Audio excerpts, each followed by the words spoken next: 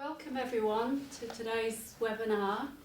This is the first in a series of webinars to RTOs, and I'm really pleased to be here today with Chris Zielinski from Department for Innovation and Skills.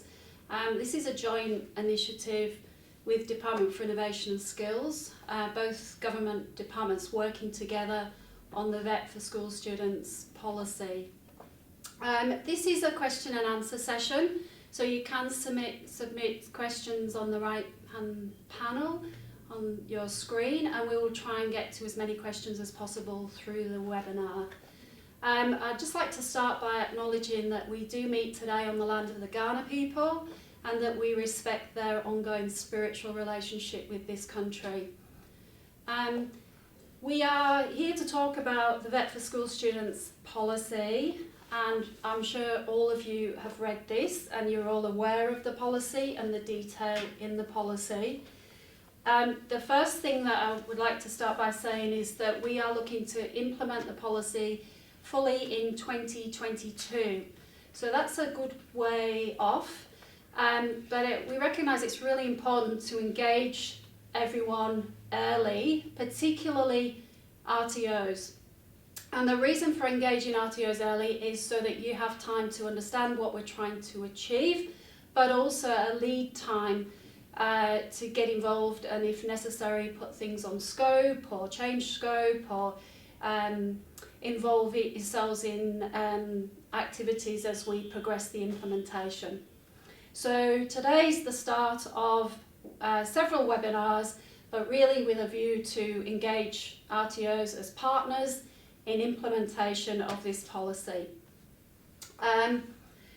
So in terms of key initiatives, I think it's probably an opportunity to sort of talk to you about what the key aspects of the policy are and what the opportunities are. The main centrepiece in the policy is what we've called flexible industry pathways, and these are pathways in school for school students to start in VET to get a head start into their pathway for employment post-school. So a flexible industry pathway could start in year 10, year 11 or indeed year 12. The key aspect of the flexible industry pathway is that they have been designed with industry. We've had feedback from industry skills councils on what constitutes a pathway to an entry-level job, and the flexible industry pathways are designed to lead to a job outcome for a student in industry in South Australia. So really important that we spend time with industry designing these flexible industry pathways in a way that the qualifications are right for industry, but the qualifications are also right for students and the student cohort. So the policy centrepiece are those flexible industry pathways. And today we've had feedback from the industry skills councils, and we have 24 flexible industry pathways with around, this is still under development, but around 160 qualification options for students.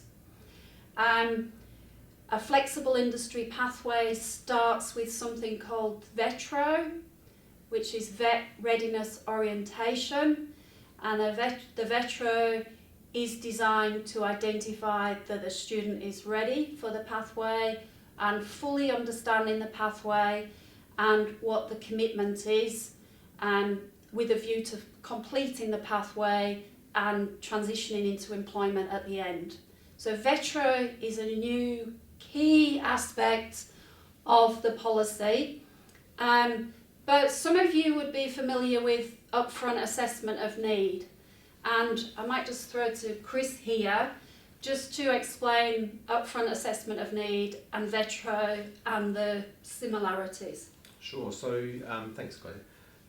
From an RTO perspective, those who currently are contracted with DIS, the VETRO is very much the UAN, or the upfront assessment of need, which is the process that contracted RTOs go through with students to assess their numeracy and literacy levels, and also other support mechanisms that they need to be most successful in their qualification.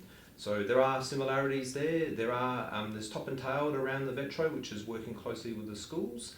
But for those for RTOs, the VETRO is very similar to the UAM process that currently is available to support students. Yeah, thanks. So flexible industry pathways, excuse me, will be qualifications in those will be likely to be funded, and the funding will arrangements that are in place around TGSS will be superseded by funding arrangements within the flexible industry pathways. That is detail. Everyone's interested in the funding, of course, but that's detail that's still being worked through. So we don't have all the answers on the funding at this point in time, but just to say that, excuse me, training guarantee for SAGE students, TGSS, will be phased out and something will replace it for 2022.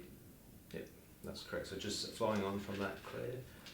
Those RTOs that are familiar with the subsidised training list would have received notification that TGSS was rolled over for this financial year. So that's the intent, to keep a level of continuity while we do the work in the background around the flexible industry pathways, the courses that will be funded through that, and also the guidelines. We'll seek to engage with the RTOs early next calendar year to get feedback and ensure that everyone understands the funding guidelines. Thank you, that was really helpful for me while I was just having a coughing fit there. Thanks, Chris. So yeah, flexible industry pathways, key part to the policy.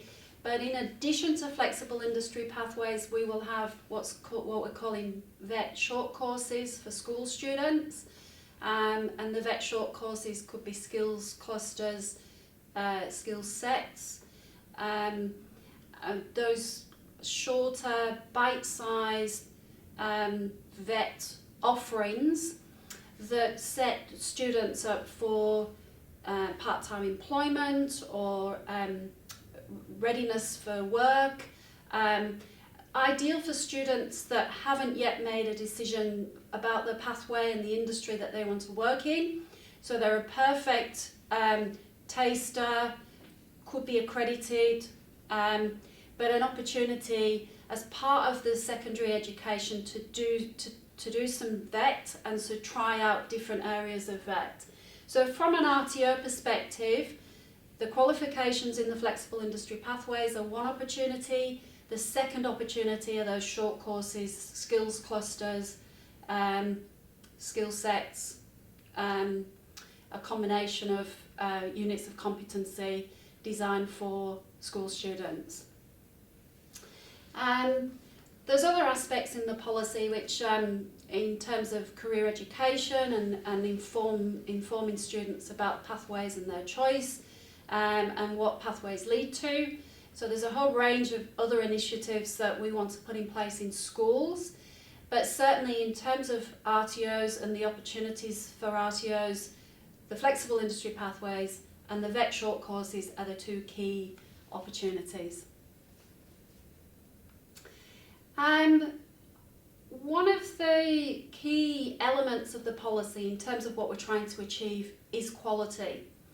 And when we talk about quality, we're talking about quality in the context of school students and delivery to school students within a school environment, often within a school environment.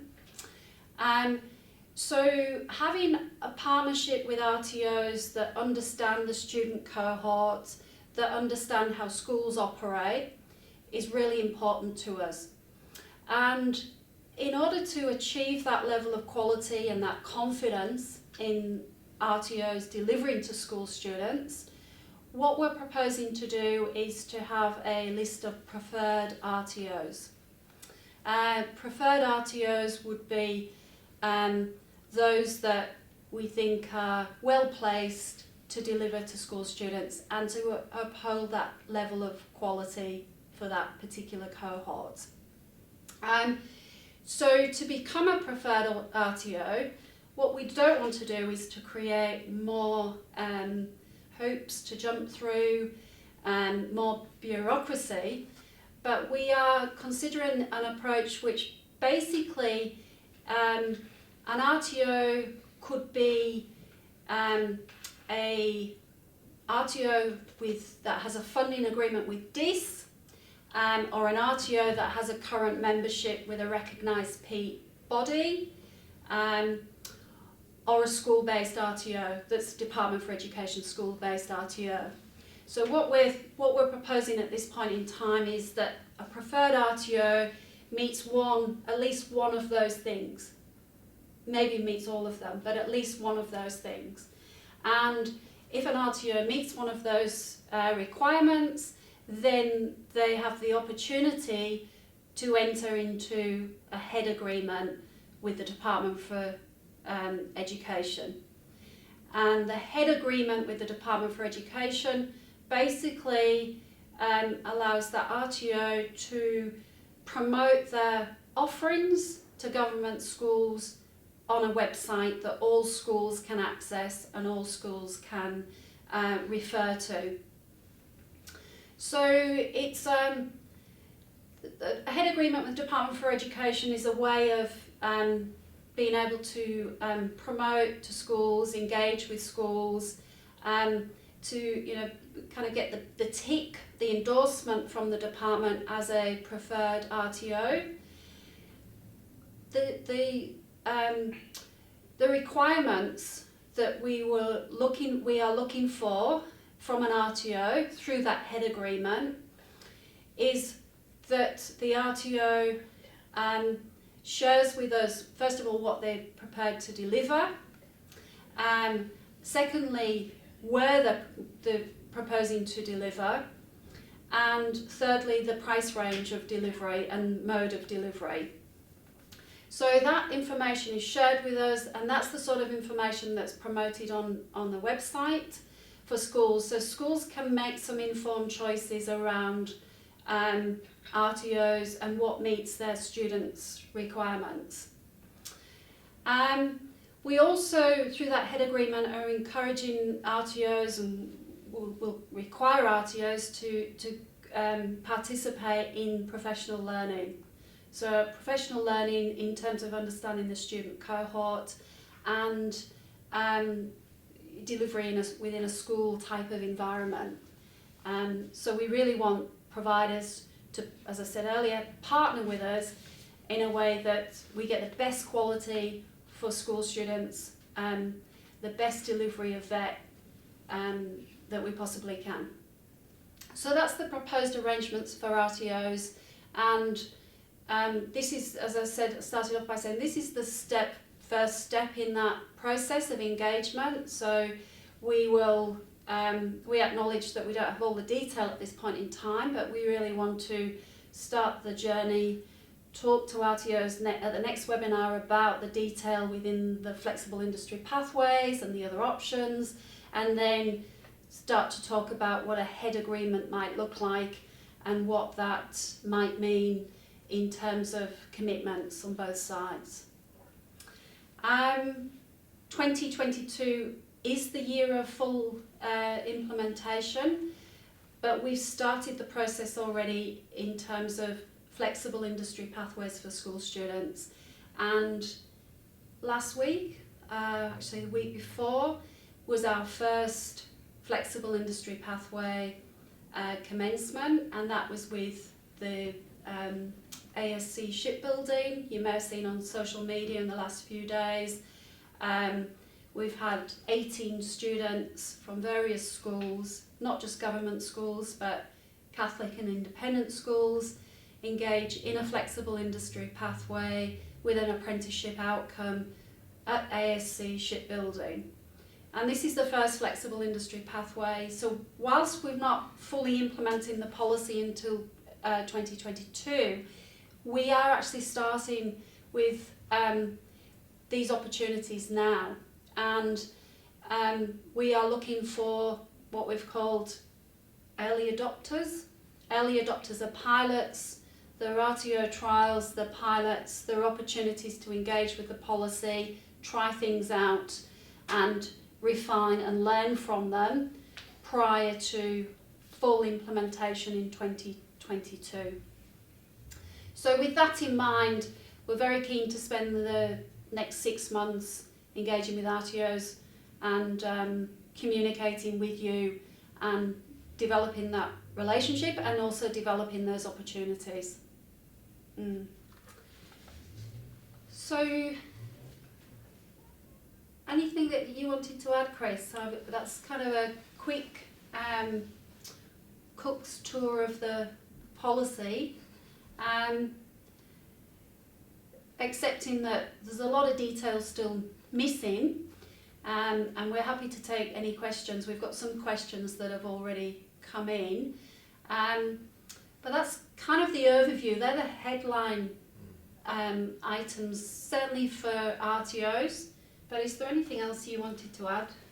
So I think not really. I think the key things are really around the introduction of FIPS, the funded courses, the guidelines that will be associated with the funding of those courses, the VETRO piece which we've talked about, and I guess there's the provider development piece as well, which Claire touched on. I think there's two aspects to that. One is from an RTO perspective, but also an interaction with the school, and they're probably the key things that I reckon there are opportunities for RTOs as we implement the policy. Okay, so I think what we might do now, Chris, is jump to some questions. Yeah. Sure. So we had a few submitted prior to the webinar. There was a couple of questions that related to TGSS and to VETRO, and you may well have covered those already, but anywhere we haven't got detail, we'll take them and we will follow up, either at a later session or as a follow-up from this webinar. So the first question that we had submitted beforehand, can a Year 10 student enrol in a course if they pay fee for service? So I think this question goes to funding, and funding guidelines haven't been fully finalised yet. So funding guidelines will be finalised at the end of this calendar year, and this question then will be, we can answer that question at that time. In terms of Year 10 students, there are opportunities for Year 10 students to start flexible industry pathways or engage in short courses for a VET, but I think funding we just have to park for now.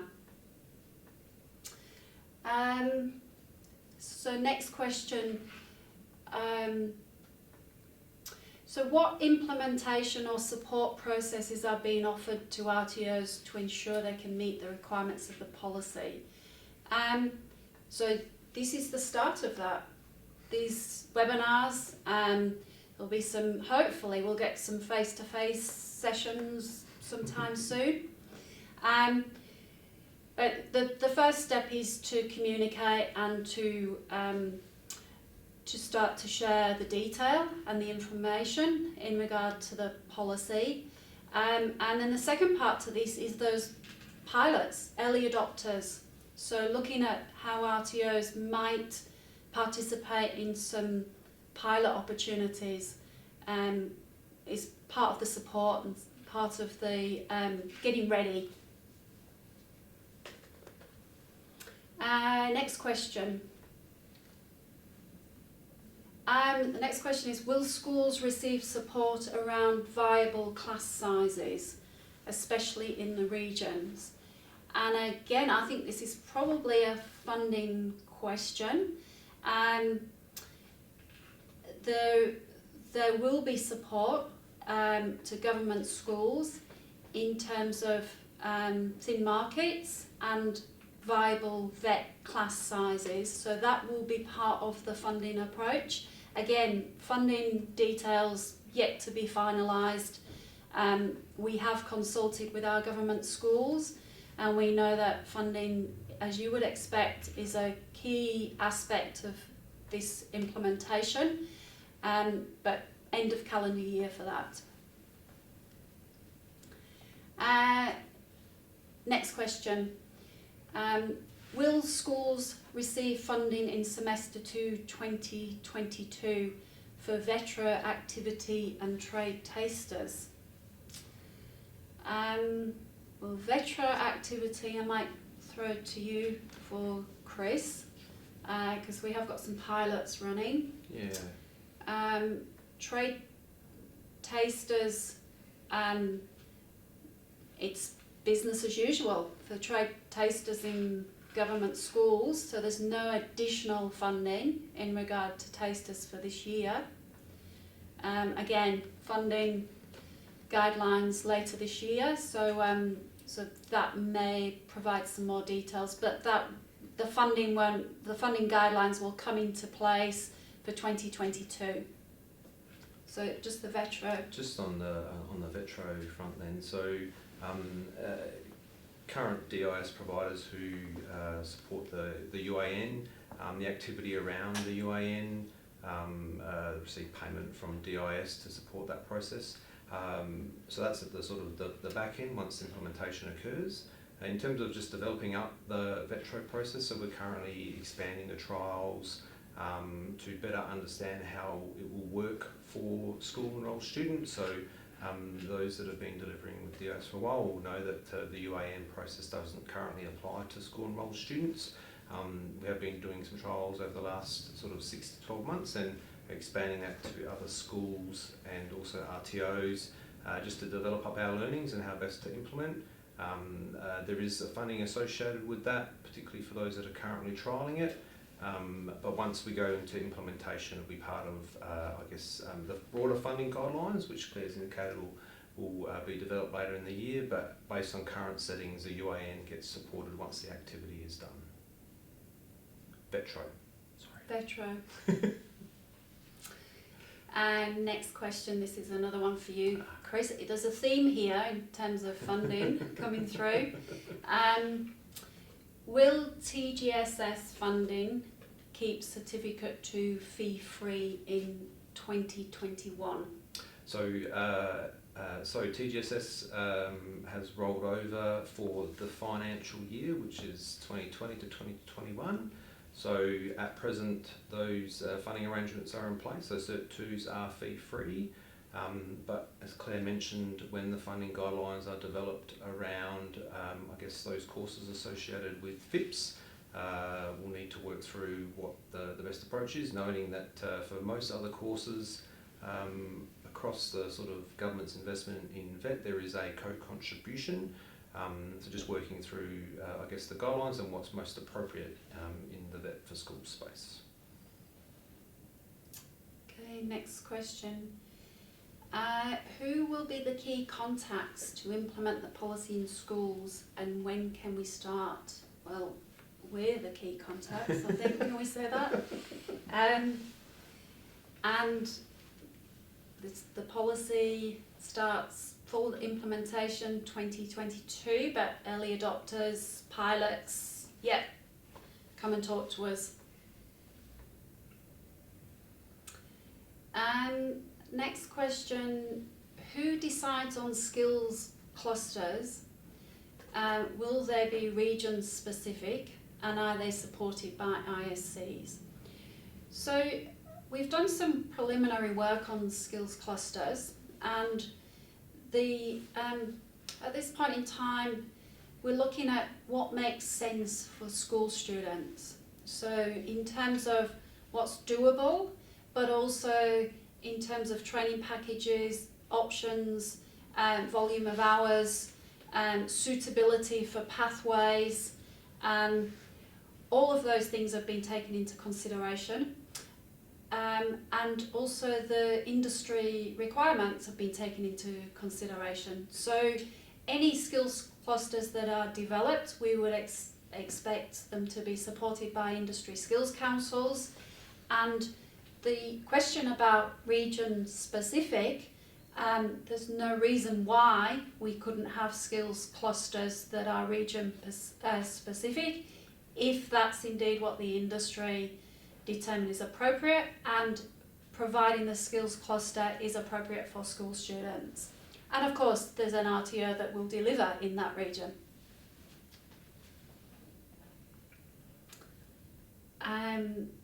Next question, I think we've covered that one.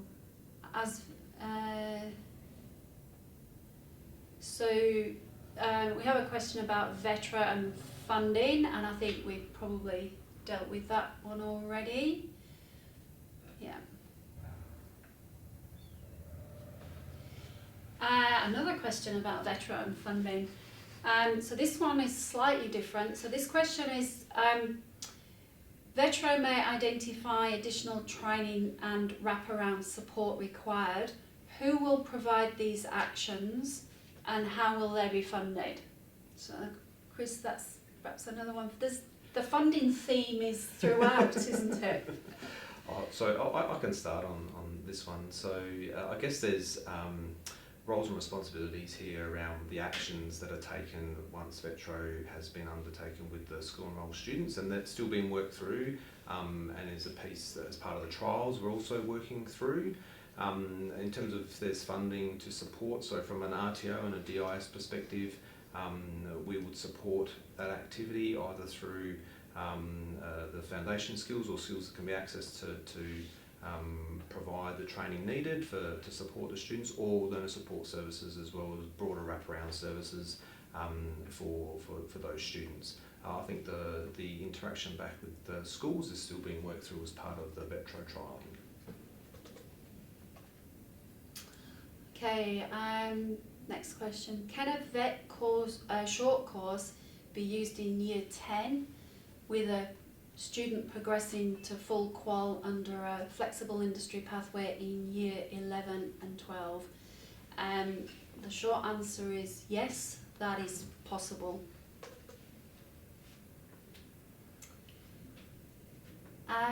Next question, is there anything we need to do at this stage as an RTO to apply to become a preferred provider?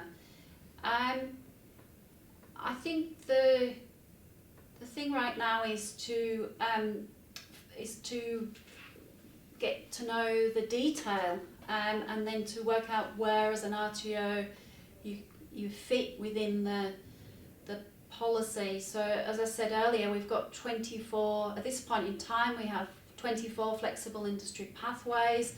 They're in all the typical areas: automotive, horticulture, building construction, hairdressing, etc. And then we have potentially a few new innovative areas. But the next session we do, when we talk about the detail in the flexible industry pathways, I think that will help RTOs to see where they fit and to start to prepare to become a preferred RTO or preferred provider. At this point in time, it's really about stay engaged, stay informed. We will provide as much information as we can when we can.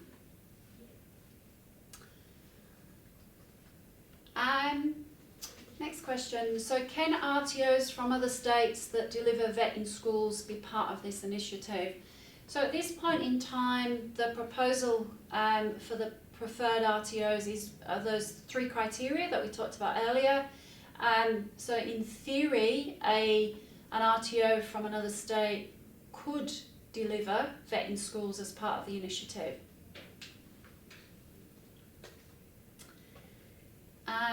Next question. If we want to talk to a school to discuss a pilot, do we talk directly to the school or to the department? I think it's a combination. So I think it's certainly if there's a relationship with the school, it's worth a conversation with the school. But I think we need the 3 parties involved. So we need the department, the school and the RTO together to work up the pilot. So certainly conversations with schools or conversations with the department, but all parties need to be involved in, and so do the industry, to be fair. We need an industry involved in the development of the pilot too. Chris? Will TGSS be funded for the full calendar year next year? So with full implementation for 2022 of the policy, then there will have to be a transition period. So I dare say, without working through that, it would have to cover the full calendar year. Otherwise, there will be students that will be in limbo. So at this point in time, it's for the financial year, but there will have to be a transition period through to the implementation in 2022. Thanks. So next question. Can we advertise now as per normal for 2021 intake? Yes, absolutely. Will the upfront assessment of need be assessed through schools or RTOs? So VETRO, there are a couple of aspects to that which have been worked through now with the schooling sector. The UAN component is, the expectation is with RTOs, but there are, as I indicated before, some top and tailing around the VETRO process that will be worked through with the schooling sector. Another question about funding. Does the RTO get paid from DIS or schools? Well, it goes back to the point we made earlier about funding guidelines haven't been finalised. There's the potential, could be both. It really depends on how the funding guidelines land in that regard. Yeah.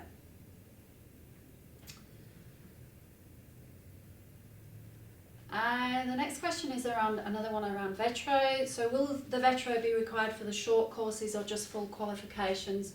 So VETRO, so the way we've described VETRO is that VETRO is the gateway to a flexible industry pathway.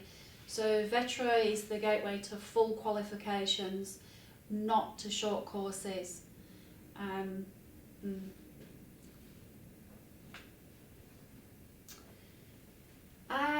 Next question, what is the time frame around the establishment of the preferred RTO list, and roughly when will RTOs be contacted and asked to provide information to apply? So we will have our third webinar this year in a couple of months I expect, where we will be able to provide that information. So we're planning on getting all the information out to you this year, this calendar year. Can you please reiterate the 3 criteria for being eligible to become a preferred RTO? Yes, I can. So at this point in time, we are proposing that to become a preferred RTO, the RTO must have either a head agreement with Department for Innovation and Skills, so a funding agreement with DIS, or it could be or the RTO is a member of a peak body that attests to quality. So a peak body being ITECA, for example. So there's a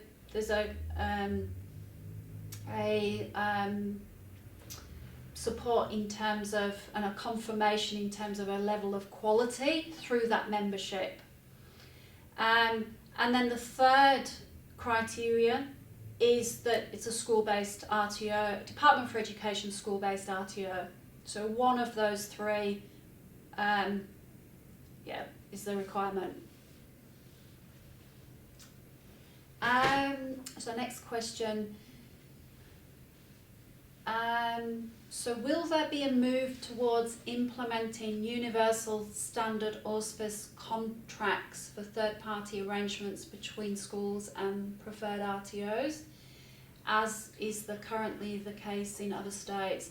So through this, through the implementation of the policy, we are proposing standard contracts, so standard contract templates for use between schools and RTOs, and I think that's what this question is asking. So yes is the answer.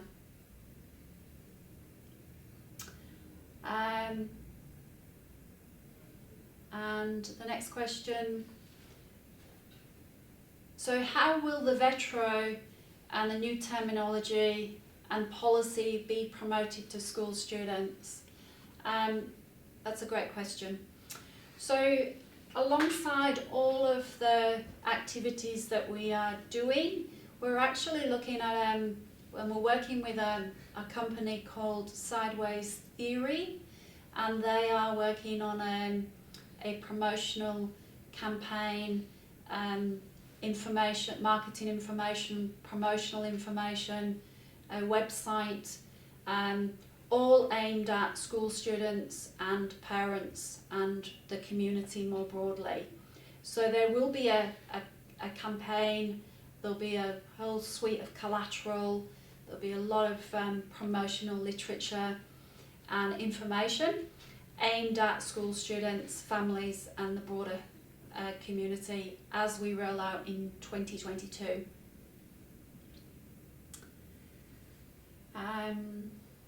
Next question. Another good question. Where can I access the definitive list of qualifications for the FIPS, so Flexible Industry Pathways? So we don't have the list yet. The Flexible Industry Pathways are still under development, but the next webinar we will have some more detail and we will be able to provide more information in terms of qualifications at that webinar.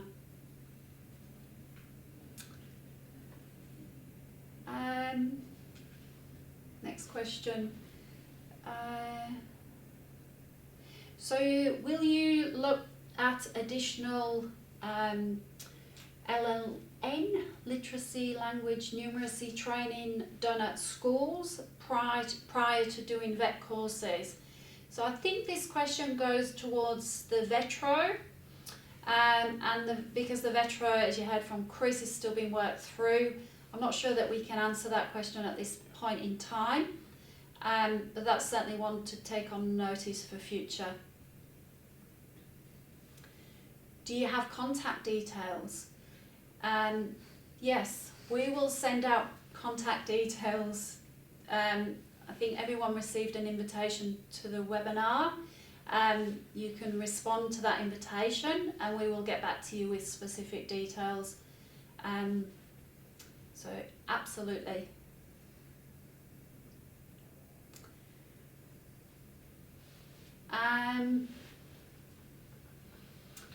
So the next question, has there been a discussion with ASQA regarding the implications of auspice agreements with schools? So yes, there has been a discussion with ASQA regarding auspice third-party agreements with schools. We've had a conversation with ASQA about the policy more broadly. ASQA have indicated that they have no issue with third-party agreements with schools as a principle. Where the concern that ASQA has is where the RTO is not visible in the school or to the school students. So where there's a third-party arrangement and the delivery is being done in a school by a teacher, but the students are totally unaware that they're actually engaged and enrolled in an RTO who are, and the school's auspicing the arrangement for that RTO. So that's where ASQA have indicated they have their concern. It's not, they are not concerned with third-party agreements per se. It's really around that relationship between the RTO and the school and the student, and we need to make sure that that's a robust arrangement in the future. And I think we've just come to the end of the questions. So thank you to everyone out there for participating, and hopefully that has been helpful. As I started off by saying that this is the start of an engagement with RTOs, and we really want to get to a point where we have some strong partnerships and we build a number of preferred RTOs who can provide quality vet to school students in the future. So thank you very much. Thanks to Chris. Bit of a double act today, and I suspect that might be the same in the future. But thank you very much.